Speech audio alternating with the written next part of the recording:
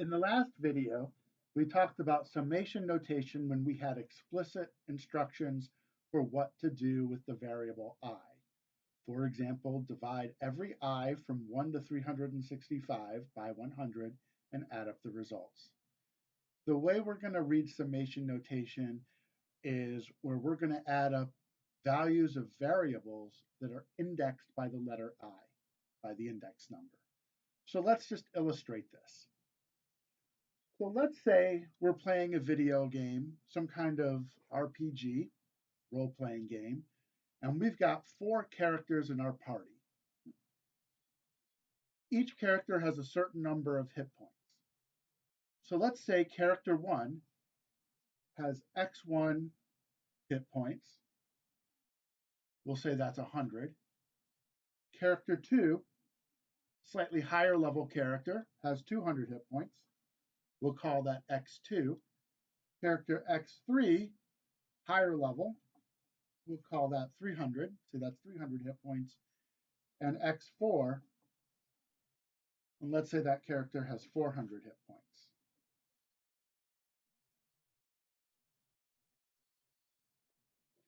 An expression for the sum of all the hit points of each characters can be written by summing X1, X2, X3, X4. Okay? We can just write total hit points, I'll call that HP, in your party. That's a 4. We just add them all up, right? That's our total hit points. This can be written in summation notation, and that's the point.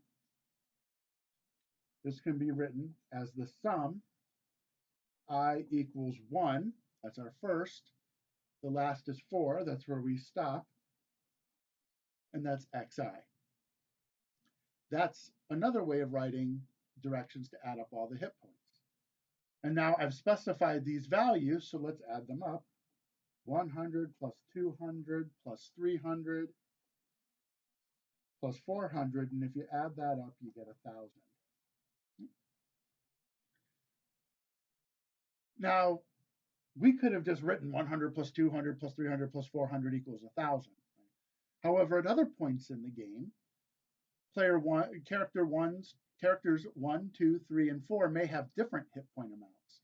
So this expression, summing all the xi's, will have a different value as the number of hit points changes throughout the course of the game, as you know. What about the average? What's the average number of hit points for your party? Well, that's simple enough. The average, we just add all of them up. We have 4 numbers, we add them up, and then we divide by 4 because there's 4 of these. So how would we write that? So let's call that HP bar. That means average.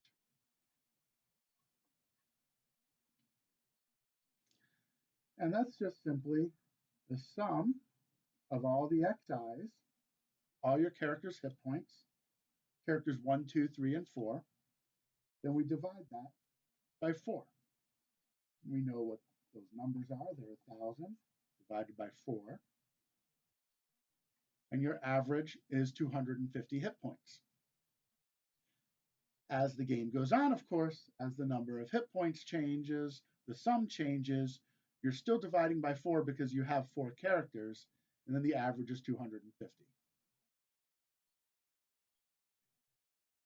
Now, what if, sorry, just lost the paper, what if you're playing, if this is a massive online multiplayer role-playing game, and the number of players and characters involved in a given party changes over time as players come and go, as characters die, as players give up, or as new players join. Well, then what we need is a variable for the last, for the how far we go, right? So in the example we've looked at so far, we had 4 characters and that stayed the same. So we were fine. But in this case, we're going to need a variable for the number of characters. So let's let n be the number of characters.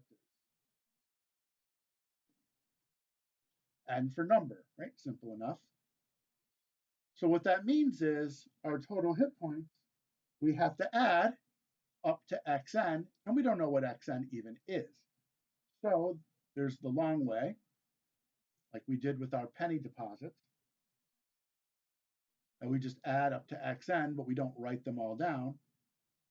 Or with summation notation, instead of using 4, we use the variable n.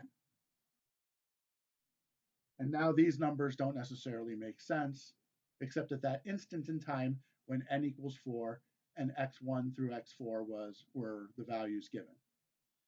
Similarly with the average, that 4 now becomes an n, and this 4 becomes an n. So I'm going to rewrite those to make it clean. The sum of n characters hit points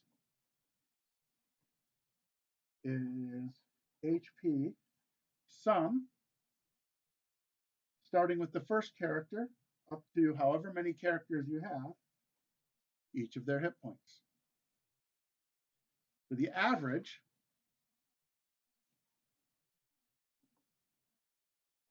we'll put a little bar over that.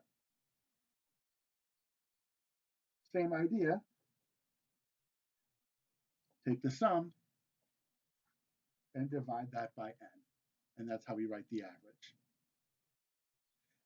As we'll see in the next section, the average is an important parameter to use to describe data distributions.